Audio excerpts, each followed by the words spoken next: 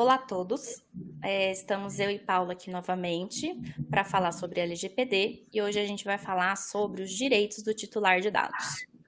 Como nós trouxemos anteriormente, a Lei Geral de Proteção de Dados, ela foi publicada em agosto de 2018 e passou a valer mesmo em setembro de 2020. A gente tem uma parte da lei que ainda não entrou em vigor, que é a parte que trata das penalidades. E essa parte ela vai entrar em vigência, né? O que quer dizer vigência? Quer dizer que ela passa a valer necessariamente em agosto de 2021. Então, até esse momento, a gente tem lá todos os outros dispositivos da lei vigendo. Então, todos os conceitos que a lei traz já estão em vigência. E o que é o titular, os princípios, todas essas partes já estão sendo aplicadas. E o que é, então, o titular? Quem é o titular desse dado, né? Para nós entendermos da LGPD, temos que entender quem é que é o titular desse dado, tanto que a LGPD tanto trata. O titular do dado somos todos nós, homens, mulheres, pessoas naturais, que têm, é claro, vários dados sobre si. Alguns dados, eles nos identificam de pronto, como, por exemplo, a nossa carteira de identidade. Outros dados, eles podem nos identificar como o nosso nome e o nosso endereço. Fulano de tal que reside na rua tal. É até possível que exista alguém com um nome muito parecido no endereço, nessa rua, nessa localidade, mas é bem provável que essa pessoa seja identificada se nós juntarmos a informação do nome com o endereço da pessoa. O artigo 17 lá da LGPD, ele nos diz quem é o titular, só que o texto dele pode parecer até um pouco óbvio, até um pouco redundante, porque ele diz no texto que toda pessoa natural tem assegurada a titularidade dos seus dados, ou seja, toda pessoa tem assegurada a propriedade dos seus dados. Por que ele pode parecer redundante? Porque é um pouco óbvio que é a mesma pessoa que vai ser a dona daquele dado que é dela, que é pessoal. Na verdade, talvez a intenção do legislador aqui tenha sido ratificar mesmo, frisar que aquele dado é propriedade da pessoa, que ele não pode ser usado de forma indevida, de forma excessiva, por terceiros, porque o dado ele é pessoal e então ele vai ser protegido pela LGPD. E a LGPD, ela trouxe dois agentes de tratamentos que foi uma criação da lei, né? São os agentes que tratam os dados pessoais. Tem uma categorização. O primeiro é o controlador de dados. O controlador, ele pode ser uma pessoa jurídica, como pode ser uma pessoa física, e pode ser uma pessoa pública ou uma pessoa jurídica privada. Então, ele pode ser um governo, uma parte do governo, como ela pode ser uma empresa ou uma organização que não necessariamente seja uma empresa. Então, por exemplo, uma ONG pode ser controladora de dados. Um médico pode ser controlador de dados. O controlador é aquele que trata os dados e ele tem as diretrizes de como esses dados vão ser tratados. Já o operador de dados, que é a outra figura criada pela Lei Geral de Proteção de Dados, ele é aquela pessoa que trata os dados em nome do controlador de dados, seguindo as diretrizes que o controlador de dados passou para esse operador. O operador, ele também pode ser uma pessoa física ou jurídica e pode ser uma pessoa pública. E aí, quando eu falo isso, por exemplo, né, o Tribunal de Justiça, uma autarquia federal, também pode ser operadora de dados. Então, a gente tem, muitas vezes, uma pessoa jurídica que pode ser, ao mesmo tempo, controladora de dados e operadora de dados. Depende de como esse dado entra nessa organização.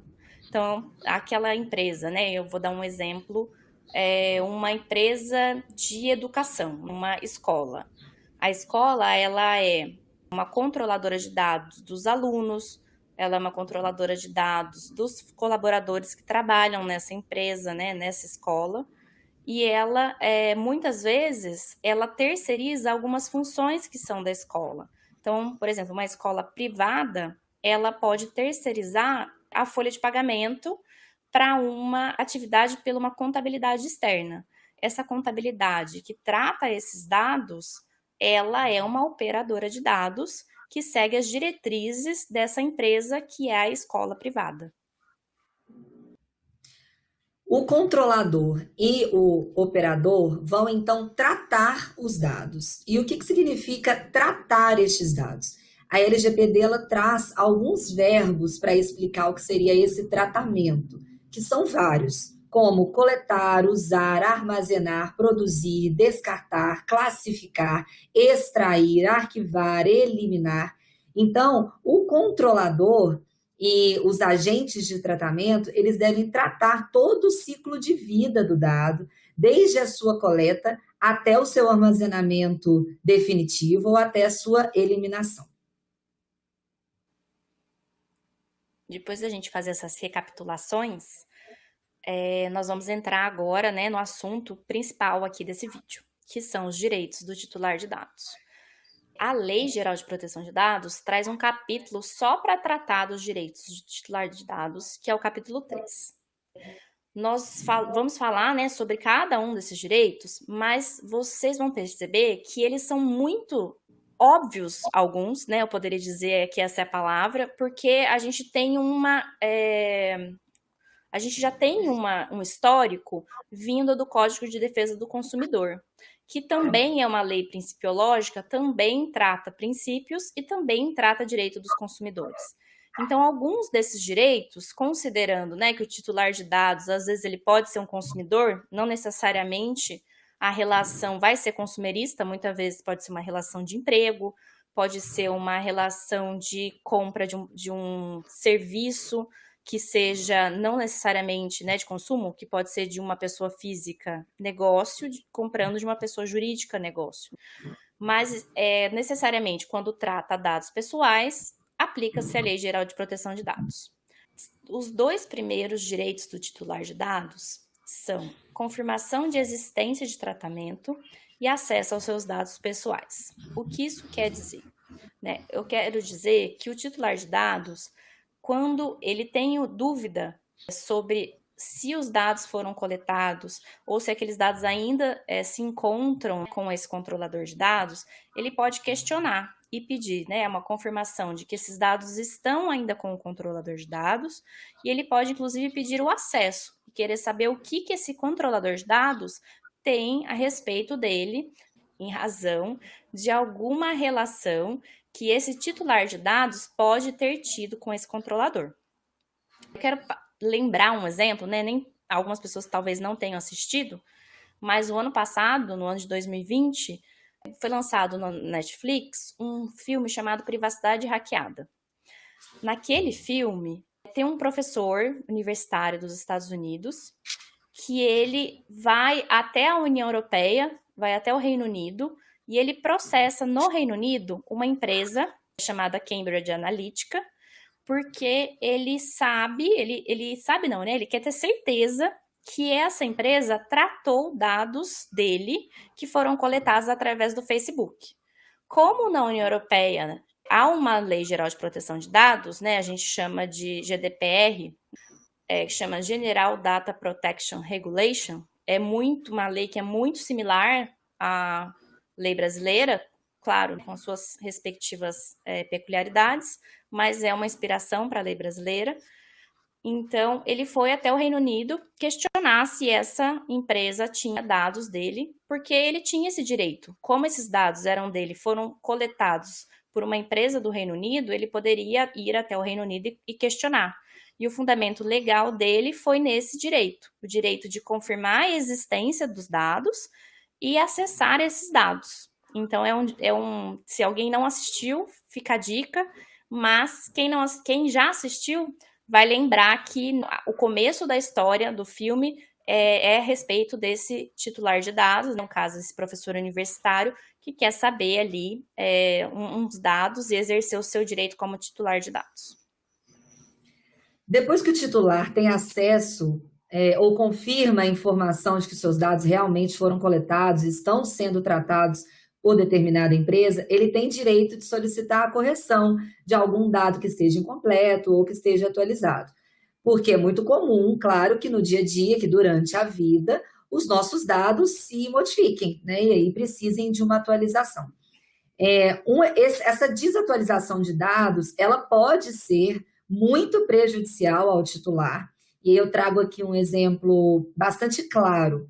Imaginem um titular que em algum momento da vida teve o nome dele negativado em algum órgão de proteção ao crédito, né? Como o Serasa, por exemplo, e aí ele já quitou essa dívida, retirou o nome dele dos órgãos de proteção e vai até uma instituição bancária solicitar um financiamento.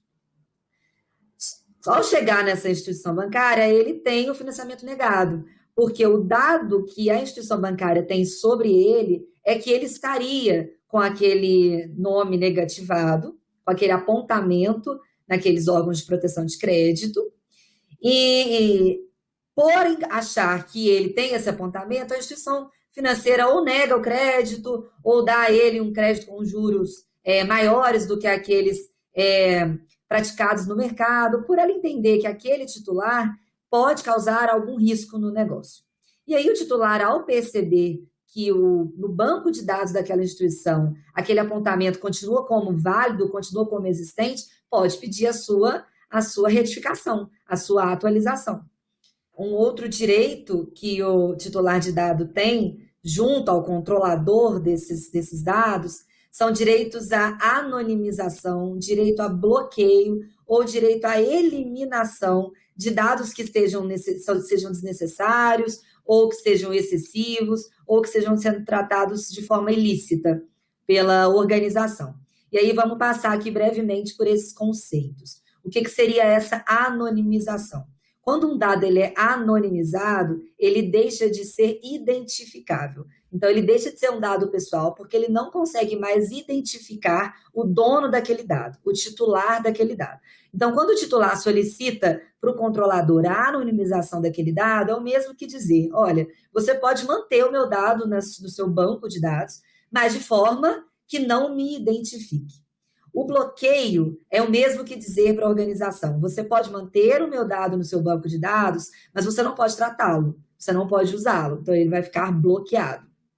E a eliminação, que é um conceito que, por si só, ele se explica, que é o controlador, o titular de dados, pedir ao controlador que exclua os seus dados do seu banco de dados, que os elimine, né? O titular ele pode fazer essas solicitações a qualquer tempo, e principalmente quando ele achar que os dados estão sendo usados de forma indevida ou de forma excessiva, que não compactue ali com a finalidade que ele combinou com o controlador de dados. Um outro direito que o titular tem, junto à organização que detenha os seus dados, é a portabilidade desses dados para um outro controlador de dados, para uma outra empresa que também forneça bens, produtos ou serviços. Praticamente o que a gente já faz hoje com as empresas de telefonia, quando a gente solicita a portabilidade dos nossos números, né? A portabilidade, ela pode ser feita, os dados podem ser entregues para o titular, quando ele pede, ou diretamente para o outro controlador. Não existe um meio padronizado, o titular não tem direito de exigir do controlador que ele entregue aqueles dados em determinado formato, desde que o formato que o controlador entregue seja um formato ali usual de negócio mesmo do mercado. Um exemplo de portabilidade é o titular que faz um contrato de seguro de saúde, por exemplo, então uma seguradora de saúde tem os seus dados, e aí ele quer pedir essa portabilidade para uma outra empresa que também forneça esse mesmo tipo de bem ou produto, que é o serviço de seguro de saúde. Pode acontecer de a empresa originária, né, que esteja portando esses dados, precisar reter alguns desses dados. Ela faz a portabilidade, mas não necessariamente ela consiga eliminar esses dados imediatamente, seja por uma dificuldade tecnológica ou às vezes porque ela, por determinação legal, precisa manter esses dados num banco de dados. Ela vai fazer a portabilidade, mas ela vai informar para o titular que estou fazendo a portabilidade, mas continuarei com seus dados aqui no meu banco de dados. Num exemplo, uma instituição de ensino. O aluno pede à instituição de ensino que os seus dados sejam portabilizados para uma outra instituição de ensino. Essa portabilidade vai ser feita, mas Algumas portarias do MEC determinam que alguns dados dos alunos sejam retidos na instituição de ensino por determinado tempo. Se esse tempo ainda não tivesse expirado, a instituição de ensino originária que estava tratando aquele dado, ela vai portabilizá-lo, mas ela vai precisar reter aquele dado com ela, porque por determinação legal, ela não consegue e não pode eliminar. Mais um direito, né, que a lei traz é o direito à eliminação de dados pessoais tratados com o consentimento. E aqui a gente fica pensando, né? Nossa, mas vou ter que eliminar, né? Porque quando a gente fala sobre Lei Geral de Proteção de Dados, dá um Google, né, para pesquisar alguma coisa sobre proteção de dados, o que mais se vê é falando Lei Geral de Dados é consentimento. O que eu tenho que fazer é ter certeza que todos os dados que eu coletei com fundamento no consentimento. E não é bem assim, né? A lei traz em 2 artigos diferentes quais são os fundamentos legais, quais são as bases legais para a coleta de dados. Então, dentro, né, do artigo referente às fundamentações legais para a coleta de dado pessoal comum, quando eu falo dado pessoal comum, é nome, RG, endereço, CPF, telefone, foto, isso tudo é dado comum. Tem 10 fundamentos legais. Um deles é o consentimento. Quando a gente fala de dado sensível, são 8 fundamentos legais para a coleta desse dado e um deles é o consentimento. O consentimento, então, é o fundamento e a base da Lei Geral de Proteção de Dados? Não. E quando a gente fala de dado pessoal comum, a melhor opção é coletar os dados que não seja com fundamento no consentimento, porque o consentimento ele pode ser retirado a qualquer momento. Então, a gente passa aqui, né? Se ele tem, o titular de dados tem o direito de eliminar os dados que ele compartilhou ali com o controlador, quando essa fundamentação legal é o consentimento, então pode ser que de um dia para o outro você possa ficar sem todos os dados, né? Você ou controlador de dados pode ficar sem todos esses dados. Então, quando a gente trata da Lei Geral de Proteção de Dados, não é sobre consentimento. São todos os direitos, os princípios e as fundamentações legais. Já quando a gente fala de dado sensível, o preferível é o consentimento. Tanto que a lei fala, olha, a coleta de dados vai ser com o consentimento de dados pessoais sensíveis. Se não for com consentimento, tá aqui outros 7 fundamentos. Então, é consentimento ou outros, que então a gente entende ali que a lei dá uma preferência ao consentimento. Então, sempre pensar, né, nesse sentido, a eliminação dos dados que são tratados com consentimento, ela é um direito do titular de dados. Então, um exemplo básico. Quando a gente entra num site e a gente tem lá uma informação, olha, se você entrou nesse site, eu coleto esses dados sobre a sua navegação. Você concorda? Quando você concorda, você está dando consentimento. Se você avisa, você está avisando aquela pessoa que o seu site tem cookies e que se ele continuar navegando, ele já tem essa informação. Você usa cookies por vários motivos, um deles pode ser para coleta de dados pessoais para alguma finalidade da organização. Então, não, por exemplo, olha, eu vou fazer uma coleta de dados, eu uso aqui um cookie no meu site e eu vou, por exemplo, identificar qual é o seu IP, né? Isso é uma coleta de dado pessoal. Se você pede uma autorização, né? Olha, você entrou aqui no meu site e eu coleto seus dados. Você concorda? Ou se você seguir é porque você concorda. Isso é consentimento. Isso você não está avisando a pessoa que você está fazendo isso, você está solicitando consentimento. Isso quer dizer que, se você não tiver a prova de que teve o consentimento, esse dado não vai poder ser utilizado no futuro. Esse é um exemplo de consentimento. E esse dado ele pode ser solicitado pelo titular de dados a eliminação. Isso significa que o controlador de dados ele tem que apagar esses dados das suas bases de dados. Ele não pode ter esse dado em qualquer lugar. E não é só bloquear o dado. Ele não pode ter mais aquele dado.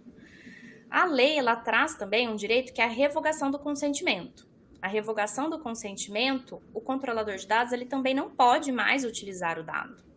Ele pode manter o dado bloqueado por exemplo, se tiver uma obrigação legal de manter aquele dado. Então, né, até resgatando ali o que a Paula trouxe sobre a possibilidade, por exemplo, de uma instituição de ensino manter algum dado em razão de obrigações legais determinadas pelo Ministério da Educação, seria nesse caso. Então, por exemplo, né, um aluno que entra em contato e fala, olha, eu revogo o meu consentimento de tratar, por exemplo, o meu e-mail. E se o e-mail fosse um dado que constasse como obrigatório para a organização manter por determinação do Ministério da Educação, aquele dado teria que ser mantido. Então, se a gente pensa mais em aluno, por exemplo, avaliação daquela pessoa, qual que foi a nota final do curso, né? Essas questões que são obrigatórias de serem mantidas.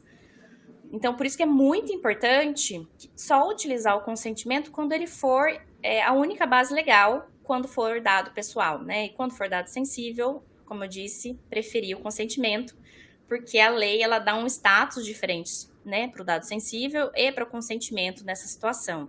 Ou seja, controlador de dados, quando você tem o consentimento do titular de dados para tratar um dado sensível dele, isso quer dizer que ele foi muito informado, bem informado daquele dado. Se parte do pressuposto que o titular de dados teve ali as informações necessárias para fazer esse compartilhamento de dados e esse controlador usar. Outros 2 direitos que a LGPD prevê para o titular de dados é que ele tenha informações sobre com quais empresas, sejam públicas ou privadas, com quem aquele controlador está compartilhando os seus dados. Então, eu, como titular de dado, tenho direito a ser informada que uma empresa que esteja tratando o meu nome, o meu CPF, está compartilhando essa informação com outra empresa. Se eu não concordar com esse compartilhamento, eu tenho o direito de dizer que não concordo. Mas, ao não dar o meu consentimento, eu também posso sofrer as consequências dessa negativa. Por exemplo, o WhatsApp, há pouco tempo atrás, informou a todos nós, usuários do aplicativo, que os nossos dados serão compartilhados com o Facebook, que é uma empresa também do grupo, né? Independente se você tem página ou não do Facebook, o WhatsApp nos contou que vai compartilhar as nossas informações. Ao nos informar, ele está garantindo até, nos ajudando a exercer o nosso direito, porque nós temos o direito a essa informação. Podemos informar ao WhatsApp que não concordamos com esse compartilhamento, mas aí vamos provavelmente sofrer a consequência, que no caso, nesse exemplo prático, muito provavelmente a consequência será a não possibilidade de uso do aplicativo. Quando a gente fala de grupo Facebook, é o WhatsApp, Instagram e Facebook, né? E a gente pensa também que é o Facebook for Business. Então, a gente ficou muito em dúvida, né? Acho que todo mundo gerou uma dúvida muito grande sobre o que isso queria dizer. As minhas mensagens vão ser lidas, vão ver as minhas fotos, né? Aí o WhatsApp veio foi uma polêmica tão grande, né? Que o WhatsApp veio a público falando, não é bem assim, né? As mensagens continuam todas encriptografadas. Mas o seu telefone, o número do seu telefone, o número do seu contato e a sua geolocalização, se isso estiver liberado, isso a gente vai fazer uma disponibilização para as outras empresas do grupo. Essa informação caiu meio como bomba no Brasil, mas já vinha sendo discutida na Europa, porque o Facebook enfrenta muito problema na Europa. Então, a gente fica de olho aí nas notícias. As notícias são muito interessantes para quem estuda a Lei Geral de Proteção de Dados. Né? A gente sente até porque são redes sociais muito próximas, né? Então a gente sente na pele. São palpáveis para nós. A gente sente na pele como titular de dados, mas a gente gosta também de uma novidade. Né? Eu vou falar sobre o direito do titular de dados, né? A gente está quase acabando, faltam só mais 2 direitos. Então, tem esse mais 2, né? Isso. Então, eu vou falar sobre o direito do titular de revisão das decisões tomadas exclusivamente com base em tratamento automatizado de dados pessoais. Eu até li para falar direito. Isso quer dizer o quê? Que o titular de dados, por exemplo, né? Vamos para o exemplo prático que eu acho que é melhor. Vamos supor que uma pessoa participe de um processo seletivo em que ela tem que preencher um formulário para descrever lá, né, quais são as atividades que aquela pessoa já exerceu, quais são os conhecimentos, né, e todos esses dados pessoais. E aí, passado um tempo, ele recebe um e-mail, essa pessoa recebe um e-mail falando que ele não foi selecionado para aquela vaga. E pode ser até que nesse e-mail, né, até o devido era informar que houve aí uma decisão automatizada, né? O princípio da transparência fala que essa informação deveria estar, inclusive, ver no e-mail. Sabendo dessa informação, o titular de dados poderia questionar esse controlador de dados, quem está ali administrando esse processo seletivo, para falar, olha, eu gostaria que essa decisão fosse revista por uma pessoa, né, por uma pessoa responsável aí, pessoa física, responsável pelo recrutamento, porque eu acho que eu me encaixo no perfil daquela vaga. Né? O direito do titular de pedir essa revisão passa, logicamente, por uma justificativa, né? Porque senão ele não pode sair pedindo para ter essa decisão revisada. Ele tem que ter algo palpável ali para ele falar que aquilo não está correto, teoricamente. E quando o controlador ele vai falar sobre isso, vai lá rever, esse direito ele existe. Então, ele tem que necessariamente ter essa decisão revisada por uma pessoa física. A pessoa física pode vir e falar, não, pelos nossos critérios de seleção ou pela quantidade de candidatos que decidimos selecionar nessa primeira fase, você não se encaixa. Não precisa falar quais foram os motivos dessa decisão, mas tem que realmente haver ali uma análise por essa pessoa física, porque muitas vezes a gente abrir essa decisão, o controlador de dados vir a informar o porquê dessa decisão, acaba refletindo na abertura de um segredo do negócio, né? Então, voltando no caso do financiamento, que a gente tratou ali mais para cima. O financiamento, muitas vezes, a análise do crédito passa por uma política interna de qual é o risco que aquela empresa, aquela instituição financeira quer assumir naquele momento. A instituição financeira não é obrigada a assumir todos os riscos financeiros, né? Ela não precisa aceitar todos os financiamentos e colocar uma taxa de juros alta conforme for maior o risco. Ela não precisa ser assim, tanto que nós temos bancos diferentes com diferentes linhas de crédito. Mas, se há uma decisão automatizada, né, seja de uma inteligência artificial, seja de um robô ali, ou seja, esse formulário já está previamente preparado para fazer essa análise, essa informação, ela pode ser solicitada sim, né, dessa decisão, o titular de dados pode solicitar sim uma revisão, principalmente quando ele entender que há algum erro ou que essa decisão, por exemplo, né, a questão, o dado estava não correto. Havia uma inscrição negativa e isso causou ali a negativa do financiamento. Então, ele pode ir lá e falar, olha, essa decisão automatizada, eu queria saber o motivo.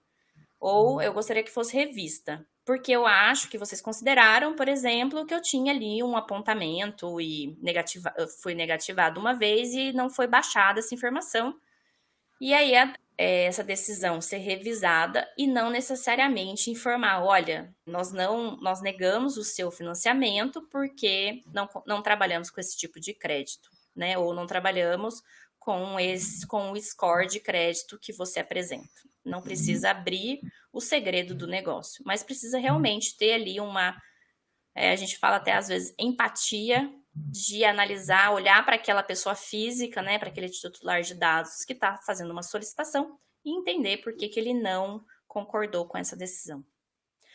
Penúltimo direito de titular de dados que a gente vai tratar não é um óbvio, né? A gente agora, né, não vale a pena trazer a obviedade. O direito de titular de dados ele pode reclamar.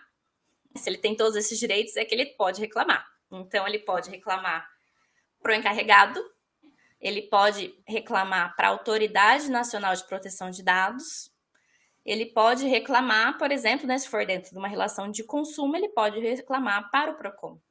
A gente vai falar um pouco ainda, relembrar um pouco o que é o encarregado, Mas eu só queria dizer que, assim, o titular de dados, ele tem o direito de reclamar. E quando a gente fala, né, que ele tem o direito de reclamar, quer dizer que ele pode reclamar para o encarregado e para a Autoridade Nacional de Proteção de Dados e para o PROCON.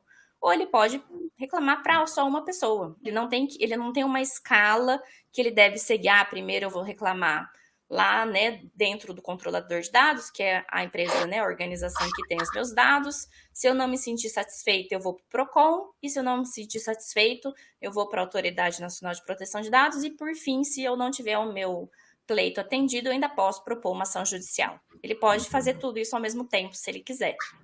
É lógico que tem uma questão que hoje no Brasil, né, ninguém quer gerar uma demanda judicial, mas ele tem esse direito, né? Ele tem o direito, como assim está na Lei Geral de Proteção de Dados que ele pode reclamar. A gente tem aí uma Constituição Federal que garante o direito dele pleitear e entrar com ação judicial se ele achar que ele tem um direito para fazer. Às vezes espera-se até, né, Carol, que quem sabe a Agência Nacional de Proteção de Dados solte alguma diretriz no sentido de hierarquizar mesmo essas reclamações e determinar que talvez o titular de dados precise suprimir essa instância até a Agência Nacional para depois fazer a reclamação no âmbito do judiciário, talvez porque a Agência Nacional vai ter mais conhecimento técnico para analisar aquela demanda, né? Quem sabe ainda vamos ter uma diretriz nesse sentido. Sim. O último direito do titular de dado, que a LGPD prevê, é que esse titular pode se opor ao tratamento irregular de algum dado. É mais um direito que também parece óbvio, talvez a intenção do legislador tenha sido frisar mesmo. Nós falamos muito sobre isso já até aqui. O titular de dado, quando ele perceber que os seus dados estão sendo tratados de forma irregular, ele pode simplesmente se opor. Pode pedir a eliminação, pode pedir o bloqueio, que foram conceitos que nós já tratamos um pouco antes. Sobre esse direito da oposição ao tratamento irregular, eu vejo ele sendo aplicado para questões anteriores à Lei Geral de Proteção de Dados. Então, como antes não tinha uma regra, talvez aquele titular de dados que teve um dado coletado ali antes da vigência da lei, né, antes de setembro de 2020, ele pode falar, olha, eu concedi meu dado lá atrás, ninguém me informou nada, e agora eu estou recebendo um monte de propaganda de empresas com quem eu nunca tive relacionamento, e eu acho que estão tratando meu dado irregular. Então, eu quero que esses dados parem de ser utilizados. Eu acho que é um pouco o que aconteceu no caso de uma corretora de imóveis. Eu acho que é uma corretora de imóveis.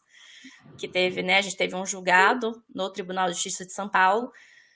O julgado, ele aconteceu, acho que uma semana antes ou na mesma semana em que a Lei Geral de Proteção de Dados começou a ser aplicada. E foi um caso que uma pessoa comprou um imóvel e logo após ela comprar o imóvel, ela começou a ser bombardeada por propagandas de empresas de colocação de piso, de venda de cortina, de móveis. E aí essa pessoa procurou a justiça para pedir uma indenização moral com fundamento na Lei Geral de Proteção de Dados também, mas muito mais em função dos princípios, porque até aquele momento não tinha o problema que ele enfrentou, ele ainda não havia entrado em vigor a Lei Geral de Proteção de Dados. Eu não lembro, mas eu acho que na data da sentença a lei estava vigendo, mas quando os atos aconteceram ainda não estava vigendo. Então eu vejo esse direito muito para aquelas pessoas, né, para aqueles titulares de dados que tiveram ali seus dados coletados antes da lei começar a valer e agora vão exercer algum direito pensando ali, né, que naquele momento que foi coletado, o Brasil era terra de ninguém no que se refere a dados pessoais. Então agora ele, né, tem uma lei, não é mais terra de ninguém, então fica todo mundo aí começando a se preocupar com o que acontece com os seus dados. E com a possibilidade de exercer esses direitos. Né? Sim. Bom, e aí passamos pelos direitos do titular de dados E vamos então falar um pouco o que é essa figura do DPO, que é uma sigla que eu imagino que muita gente já deve ter escutado, ela é muito falada hoje em dia, somente nesse mundo de negócios que se utiliza tanto de dados, né, para se manter, para se construir. O DPO é uma sigla que significa Data Protection Officer, que na LGPD é o nosso encarregado. E qual é a função do encarregado? Ele tem a função de fazer um canal de comunicação, semelhante a uma ponte entre o controlador de dados, que é aquele que, resgatando um pouco o que a Carol disse lá atrás, é aquele que toma diretrizes, que constrói as diretrizes da organização sobre como aqueles dados vão ser tratados. Então, o encarregado vai fazer uma ponte entre esse controlador com o titular de dados, caso ele solicite alguma informação, ou entre esse controlador e a Agência Nacional de Proteção de Dados.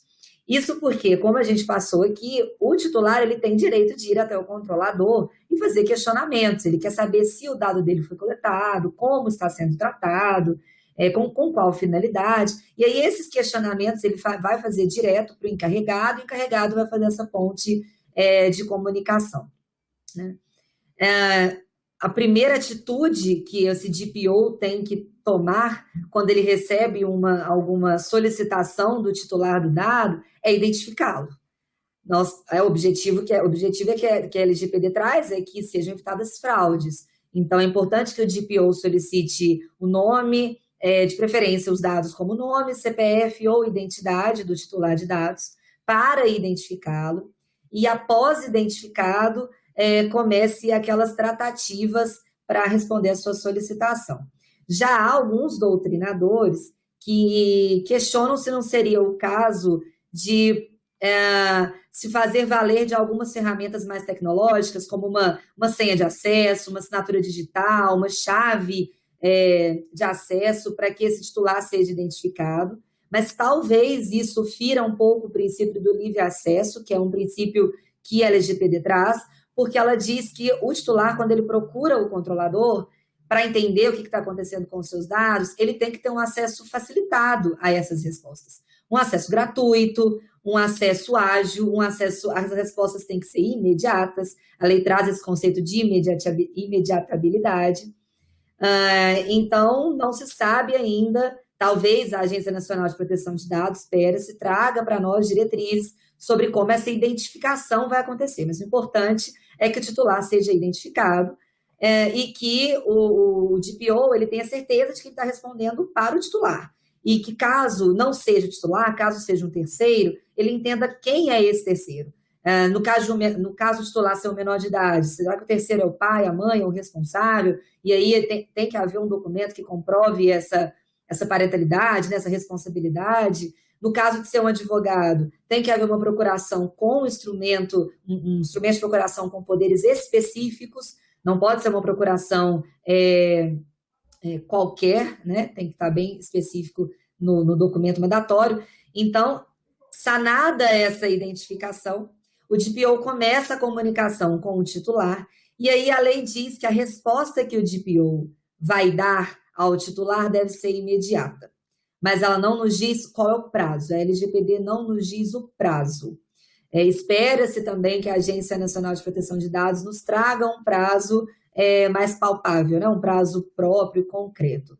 Mas, como a gente não tem um prazo hoje, a gente trabalha mais ou menos com um prazo aí de 15 dias, mas isso depende muito do tipo de tecnologia que aquela empresa tenha, do tamanho, se a declaração é simples ou se ela é completa, do tamanho da empresa, de quantos dados estamos falando. Apesar de ainda não termos muitas diretrizes da ANPD, que é a Agência Nacional de Proteção de Dados, e talvez não as tenhamos ainda, porque as sanções começarão a viger a partir de agosto de 2021, outros órgãos públicos podem estabelecer sanções para empresas ou questionamentos sobre o tratamento de dados. Nos últimos dias, o PROCON de São Paulo notificou algumas empresas telefônicas sobre o vazamento de mais de 100 milhões de telefones de seus clientes.